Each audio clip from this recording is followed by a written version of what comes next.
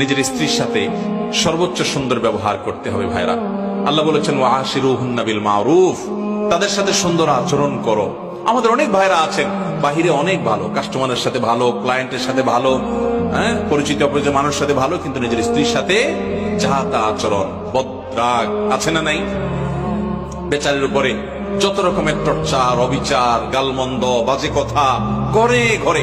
অনেক লোক আছে বাহিরে অনেক সভ্য ভদ্র, ওনাকে মানুষ অনেক ভালো জানে, কিন্তু ওনার বউ জানে ওনার চরিত্রের হাল কি, ঠিক না?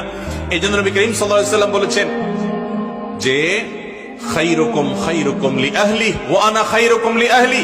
তিনি বলেছেন তোমাদের মধ্যে সবচেয়ে ভালো মানুষ কে? এই মাহফিলের মধ্যে সবচেয়ে ভালো মানুষ কে?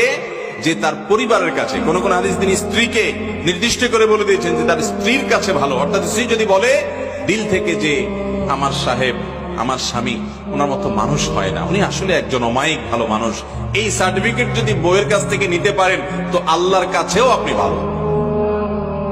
নিতে পারবেন সবাই? যায় বাসায় বউকে জিজ্ঞাসা করবেন যে হাদিসের ভাষ্য মতে তোমার সার্টিফিকেট ছাড়া আমি ভালো হওয়ার সুযোগ নাই, আসলে আমি মানুষটা কেমন বলো।